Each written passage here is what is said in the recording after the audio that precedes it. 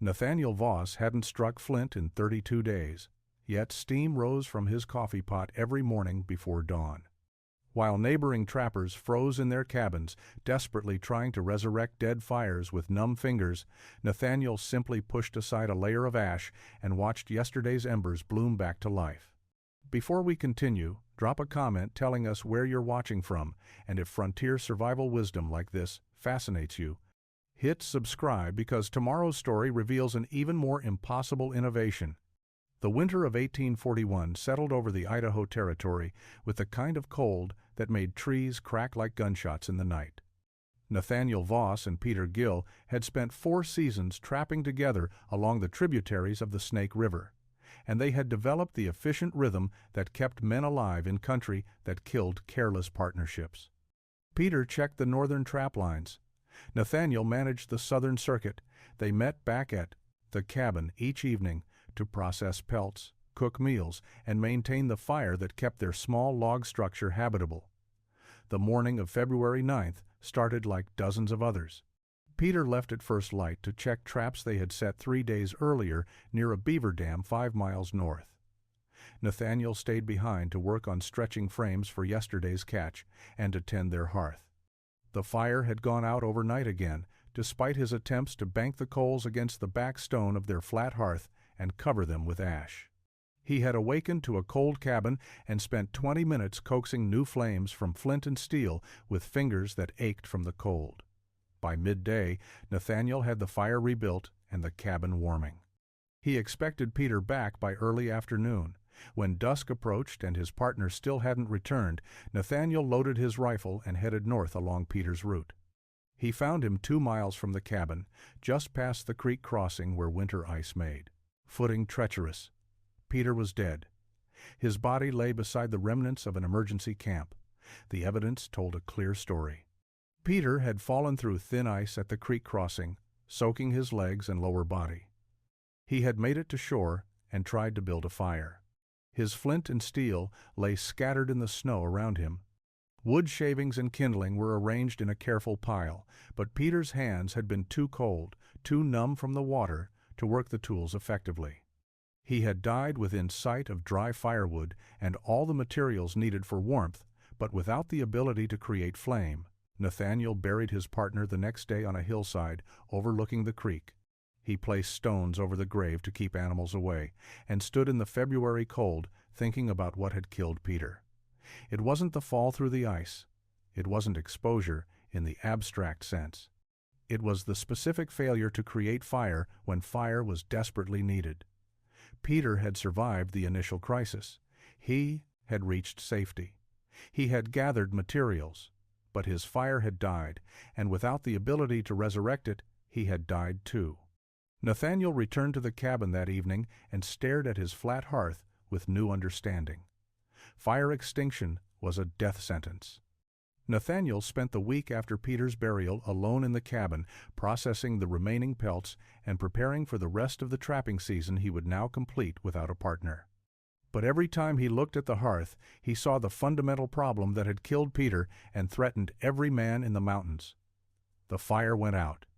Not every night, but often enough that restarting it had become an accepted part of frontier routine. He began paying attention to his own fire management with the focus of a man conducting an experiment. Each evening, he banked coals against the back of the flat hearth, covered them with ash, and hoped they would survive until morning. Some nights they did. Many nights they didn't. When, he woke to cold ashes. He went through the laborious process of striking flint against steel, catching sparks in char cloth, transferring the ember to tinder, and nursing it into flame. On cold mornings with stiff fingers, this process could take 30 minutes or longer. He started keeping notes in the margins of his account ledger. February 14th, coals survived, morning temperature approximately 20 degrees. February 16th, coals dead, morning temperature near zero. February 19th, coals survived despite below zero temperature, had used oak instead of pine. The pattern was inconsistent. Sometimes the same conditions produced different results. He was missing something. In early March, as the worst of winter began releasing its grip, Nathaniel started visiting other trappers' camps within a day's travel of his cabin. He offered to help with various tasks and observed how each man managed his fire. Marcus Webb, who trapped 10 miles west, used a rectangular, stone-lined hearth and banked his coals in the corner. He reported roughly half his fires survived overnight. Thomas Bridger, no relation to the famous Jim Bridger, had a simple dirt floor fire pit in the center of his cabin. His success rate was worse, maybe 1 night in 3. Everyone accepted this reality. Fire was temperamental. Sometimes coals survived overnight. Sometimes they didn't. When they didn't, you started over. That was life in the mountains. But Nathaniel couldn't accept it anymore. Peter's death had made the stakes concrete. A dead fire wasn't an inconvenience. It was a potential death sentence. He began experimenting systematically. He tried different ash depths, from a light dusting to 6 inches of coverage. He tested various coal arrangements, scattering them versus piling them in one location. He used different wood species, keeping careful notes about which produced coals that lasted longest. Hardwoods like oak and ash were clearly superior to softwoods like pine or fir. But even with optimal wood and careful banking, his flat hearth failed too often. The problem, he slowly realized, was the hearth itself. Heat radiated in all directions from the flat surface. The ground beneath absorbed warmth constantly. Cold air flowed across the coals from multiple directions. There was no concentration of heat, no protection for the ember bed, no structure that worked with fire's nature instead of against it. His experiments could only go so far. He needed to rethink the fundamental architecture. Spring arrived in the Idaho Territory with the usual violence of snowmelt and flooding creeks. Nathaniel completed his trapping season with modest success despite working alone, and in late April he packed his winter's collection of pelts onto 2 horses and began the journey to Fort Hall. The trading post sat on the Snake River and served as the primary market for trappers working the region. The journey took 5 days through country that was finally releasing winter's grip. Fort Hall bustled with activity when Nathaniel arrived. Trappers, traders, and the occasional emigrant wagon train, heading for Oregon, all converged on the post. Nathaniel sold his furs for a fair price and found himself with several weeks before he needed to return to the mountains to prepare for the next season. Most trappers spent this time drinking and gambling. Nathaniel spent it studying buildings. He had arrived with questions about heat and structure, and Fort Hall provided answers he hadn't expected to find. The fort's blacksmith operated a forge near the main gate, and Nathaniel found himself drawn to it repeatedly. The forge was built from stone, elevated above ground level on a platform of thick logs, and constructed in a roughly circular shape. What fascinated Nathaniel was how the forge retained heat. Even hours after the blacksmith had stopped working and let the fire die down, the stones radiated warmth. You could hold your hand near the forge at midnight and feel heat that had been generated at noon. Nathaniel approached the blacksmith, a thick-armed man named Douglas Mercer who had learned his trade in Pennsylvania before coming west. Nathaniel asked direct questions about the forge construction. Why stone instead of brick? Why elevated instead of ground level? Why circular instead of rectangular? Mercer was happy to explain. Stone absorbed heat better than brick and held it longer. Elevation kept the heat from being absorbed into the ground, which acted like an infinite heat sink. The circular shape was an old European trick that masons had known for centuries. Heat radiated equally in all directions from a circle, so it reflected back on itself instead of escaping through corners. A circular forge maintained more consistent temperature than a rectangular one. Nathaniel spent the next 2 weeks at Fort Hall studying every stone structure he could find. He examined the foundation stones of buildings, noting how masons fitted them together. He studied the fort's bread ovens, which were domed structures that held heat for hours after baking was complete. He watched workers constructing a new storage cellar, paying particular attention to how they selected stones for uniform size and shape. The principle became clear. Stone was a thermal battery. It absorbed heat slowly and released it slowly. The shape of the container mattered. Circles concentrated heat, while rectangles leaked it through corners. Elevation prevented ground loss. These weren't mysterious frontier secrets. They were established engineering principles that builders in cities had used for generations. But no one had applied them to the specific problem of keeping trappers' fires alive through mountain winters. Nathaniel returned to his cabin in mid-May with a design taking shape in his mind.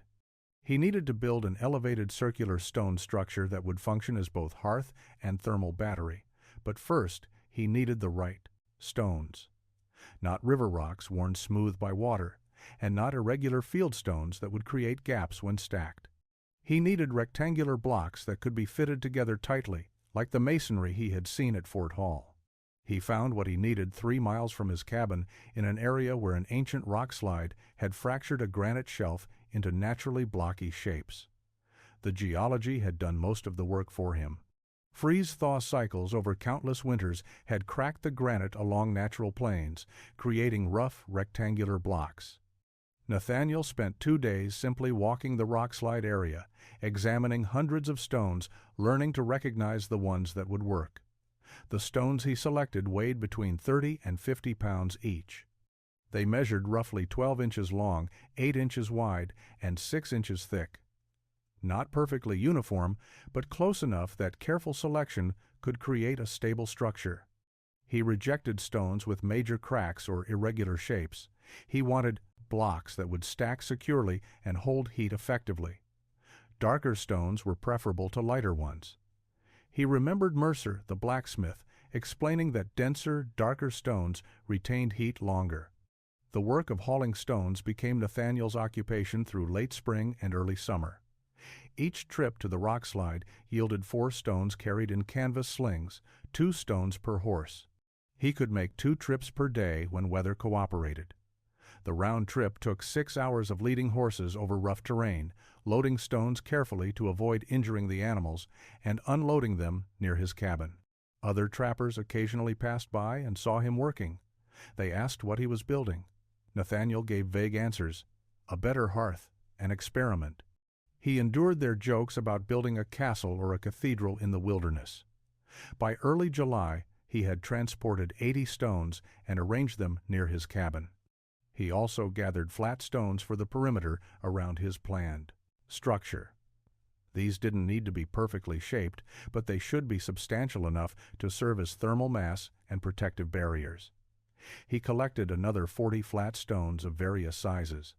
Before beginning construction, Nathaniel conducted one final test. He built a small fire in a clearing and placed 6 of his selected stones around the flames. He let the fire burn hot for 2 hours, then extinguished it and monitored how long the stones retained heat. The darkest, densest granite blocks were still warm to the touch 8 hours later. Lighter-colored stones cooled faster. This confirmed his selection criteria and gave him confidence that his design would work. He had the materials. He had the knowledge. Now he needed to build something that no trapper in the Idaho Territory had attempted before: an elevated circular stone ring that would become the foundation for keeping fire alive indefinitely. Construction began on July 23, 1841. Nathaniel started by marking a circle on the wooden floor of his cabin, 6 feet in diameter, positioned away from the walls to allow heat radiation into the room. He used a piece of cord tied to a central stake as a compass, scribing the circle with charcoal. The precision mattered. A true circle would distribute heat evenly. An irregular shape would create weak points and hot spots. The foundation layer was critical. Nathaniel selected his flattest, most uniform stones for the base ring.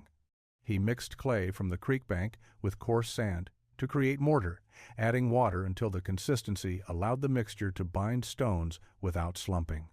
He laid the first stone on the northern point of his circle, then worked clockwise, fitting each stone snugly against the previous one. Small gaps were inevitable given the rough-hewn nature of the blocks, but he kept them minimal. The mortar filled these gaps and would harden over several days. The first ring took an entire day to complete. Nathaniel checked it, obsessively, with a level he had purchased at Fort Hall, a simple wooden tool with a water vial that showed when surfaces were true. Each stone needed adjustment: a tap with a wooden mallet to settle it, a scraping away of excess mortar, a verification that it sat level with its neighbors. By evening, he had a circular foundation approximately 2 feet tall and 1 stone width thick. The second layer went faster.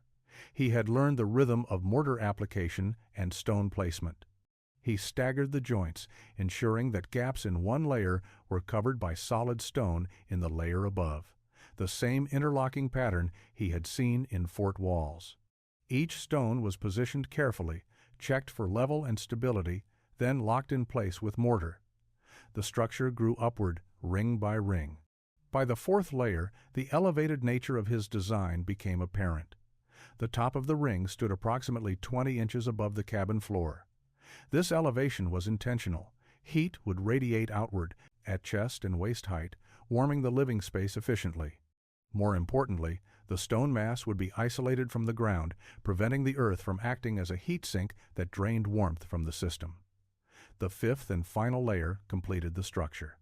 Nathaniel built the interior depth to 18 inches below the rim, creating a deep basin that would hold a substantial bed of coals. The outer face of the ring stood solid and massive. The rough texture of the granite blocks gave the structure a primitive appearance, but Nathaniel wasn't concerned with aesthetics. He was concerned with function. The entire construction required 3 weeks of daily work. Other trappers who visited during this period called it excessive. Marcus Webb stopped by and questioned why anyone would spend weeks building a hearth when a simple stone-lined pit could be completed in a day. Nathaniel didn't argue. He simply continued working, fitting stones, checking level, building something that would either prove his theories or demonstrate his foolishness. The mortar required a week to cure fully before Nathaniel dared build his first fire in the new ring.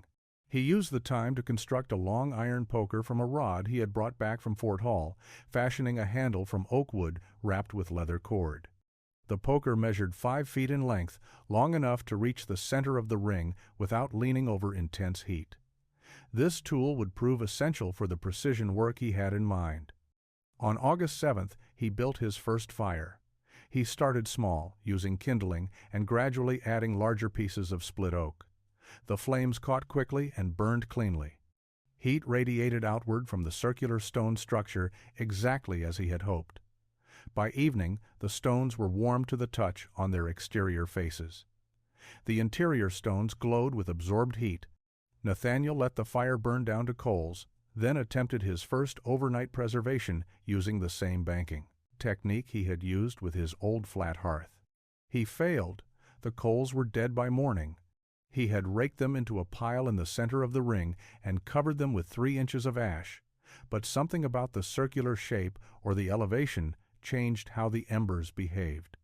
He started over, rebuilding the fire and preparing for another test. This became his routine through August and into September. Build fire, let it burn to coals, experiment with preservation technique, wake to either success or failure, record results, try again. The circular shape did something unexpected. Coals naturally rolled toward the center when he raked them, collecting in the deepest part of the basin. This was different from a flat hearth where coals stayed wherever they were placed. The geometry was working for him, creating natural concentration. But his ash coverage was wrong. Too little ash and the coals burned out quickly, consuming themselves overnight. Too much ash, and they suffocated, dying from lack of oxygen before morning. He began testing ash depth systematically. 1 inch, 2 inches, 3, 4, 5. He discovered that 3 to 4 inches of fine ash created the optimal balance. This layer allowed minimal oxygen to reach the coals, slowing their consumption to a barely perceptible burn, while the ash itself acted as insulation that trapped heat. The coals beneath this blanket remained viable for hours longer than exposed coals. Wood species mattered significantly. Softwood coals from pine or fir burned hot but died quickly. Hardwood coals from oak, ash, or maple burned cooler but lasted dramatically longer. Nathaniel began using exclusively hardwood for his final evening fire building, saving softwood for quick morning blazes when he needed fast heat. The real breakthrough came in mid-September. Nathaniel refined his evening ritual into a precise sequence. First, rake all coals to the exact center of the ring using the iron poker. Second, arrange them in a processed compact pile rather than spreading them. Third, cover with exactly 4 inches of fine ash measured by marking his poker. Fourth, leave the fire alone until morning. December brought the deep cold that defined Idaho Territory winters. Temperatures dropped below zero and stayed there for days at a time. Wind howled through the valleys and snow piled against the cabin walls. This was the weather that killed men, the cold that made fire essential for survival. Nathaniel decided this was the moment to test whether his system could truly keep fire alive indefinitely. On December 1, 1841, he made a deliberate choice. He would not strike flint for an entire month. Every morning, he would revive his fire from the previous night's banked embers. If the technique failed even once, he would have to start over with flint and steel. But he believed the system would work. The elevated circular stone ring and the ash banking technique had succeeded consistently through the fall. Winter would be the ultimate proof. Night 1, he followed his ritual, raked all coals to center using his iron poker, arranged them in a compact pile, covered with 4 inches of fine ash. The stone ring radiated residual heat for hours after he went to sleep. Morning arrived 16 hours later. Nathaniel approached the ring and used his poker to carefully push the ash layer aside. Underneath, the coals glowed orange-red, alive and ready, he added kindling. Flames appeared within 90 seconds, the first success. He repeated the process every night. Rake, center, bank, sleep. Every morning, the same result. Push ash aside, expose glowing embers, add kindling, watch fire bloom. By day 10, Nathaniel had developed such confidence in the technique that he stopped worrying about it. The evening ritual became automatic, like checking traps or securing the door. The morning revival took less than 2 minutes from cold cabin to roaring fire. Marcus Webb visited on day 14, riding over from his cabin to borrow salt.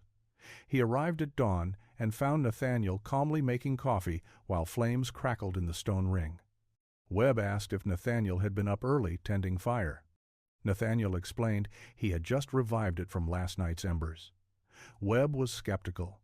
He examined the fire setup carefully, noting the stone ring construction and the ash pile Nathaniel had pushed aside. He asked how many nights Nathaniel had kept the same fire alive. 14 nights, Nathaniel told him. No flint struck since the beginning of December. Webb dismissed this as luck or exaggeration, but word began spreading through the scattered trapping community. Other men stopped by over the following weeks, curious about the stone ring and the technique. Nathaniel explained the system patiently to each visitor. The elevation prevented ground heat loss. The circular shape concentrated warmth.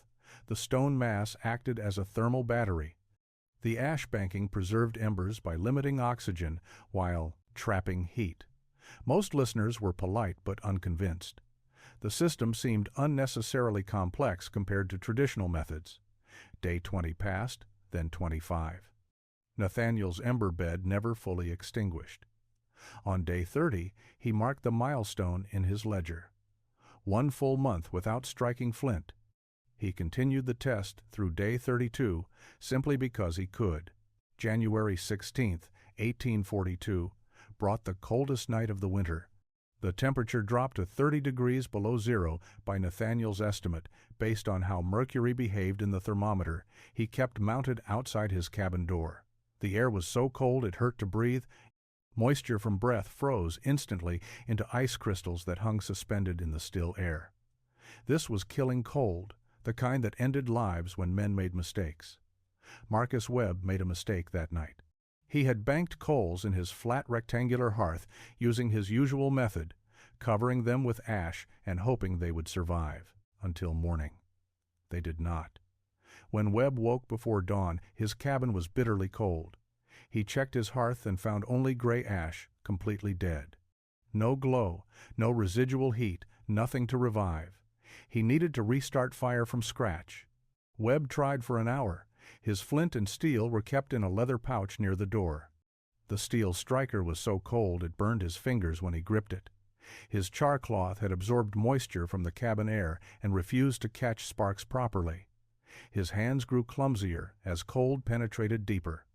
After dozens of attempts, he managed to catch a spark, transfer it to tinder, and begin nursing a small flame.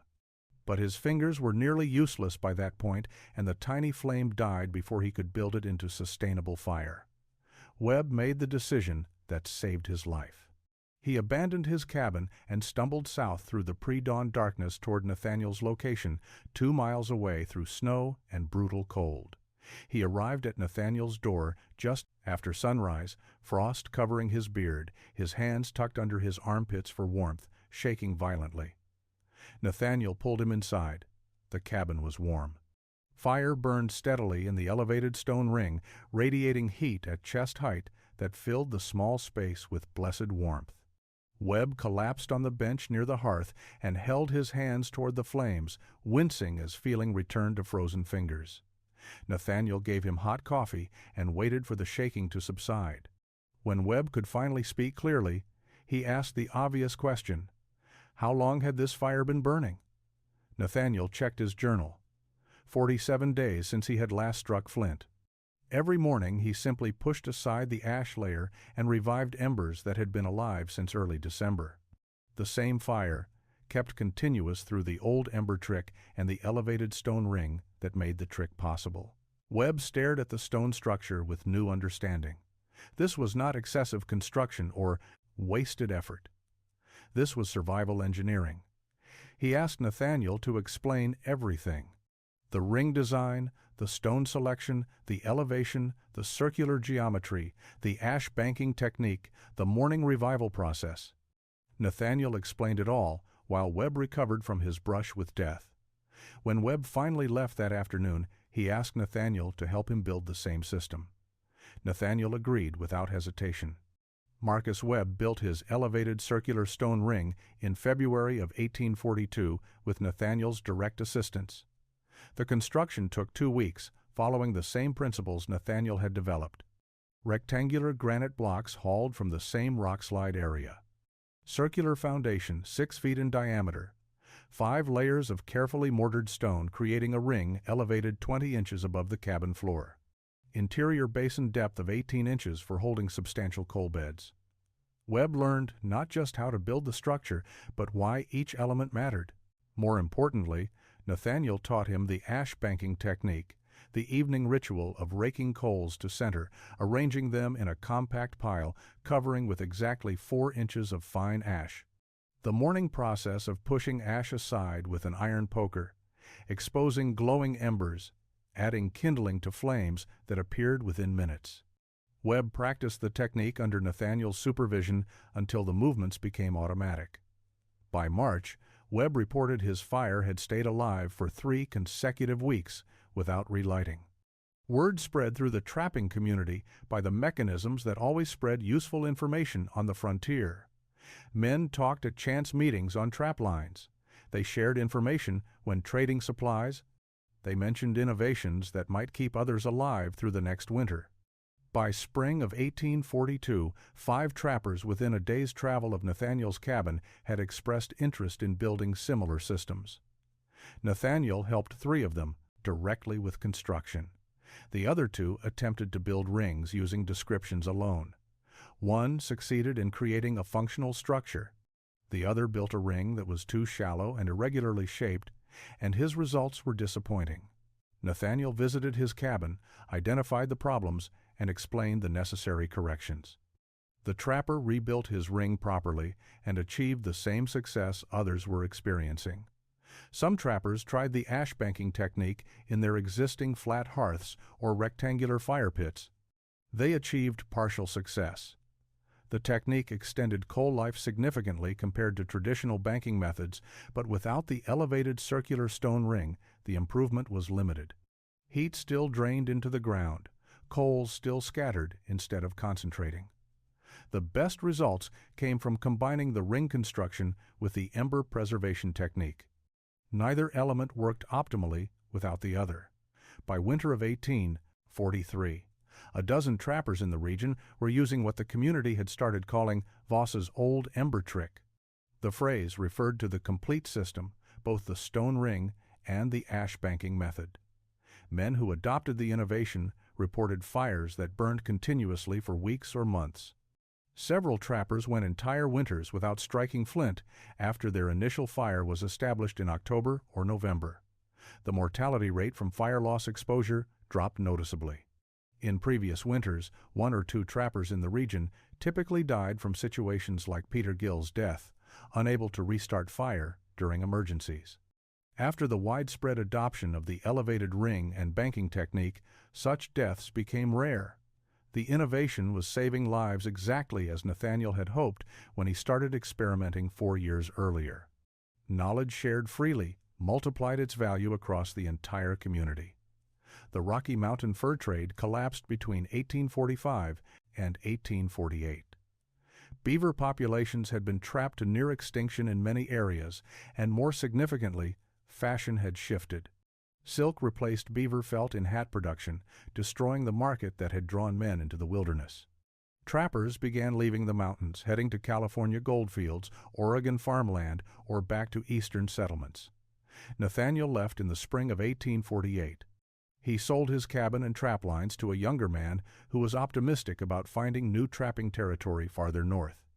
The elevated circular stone ring remained as part of the sale, and Nathaniel spent 2 days teaching the new owner the ash banking technique. He explained the evening ritual and morning revival process with the same patience he had shown a dozen other trappers over the previous years. The knowledge was free.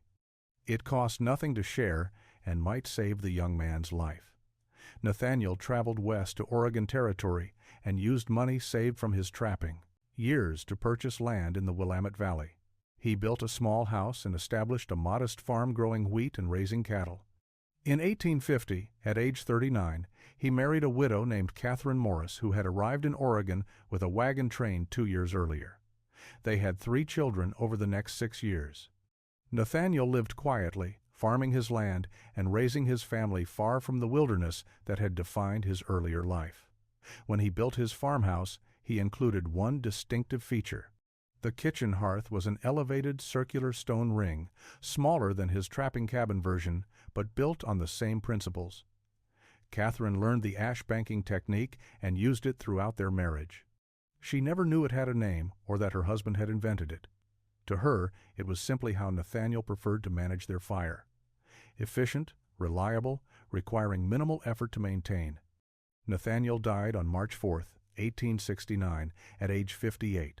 A farming accident, an infected wound that physicians could not treat effectively. He was buried in a small cemetery outside Salem. His gravestone listed his name, birth and death years, and identified him as a devoted husband and father. Nothing mentioned his years in the Idaho Territory or the innovation that had spread through the mountain trapping community. But in the mountains, his legacy remained visible.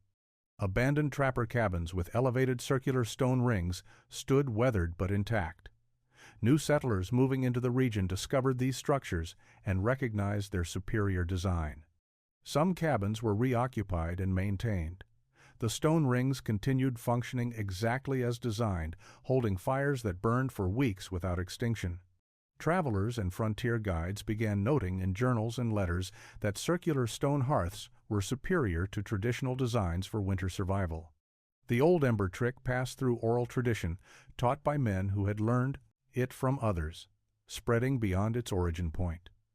Knowledge preserved in ash, legacy built in stone, technique that required no patent or ownership, fire that never died because one man refused to accept that his partner's death was inevitable.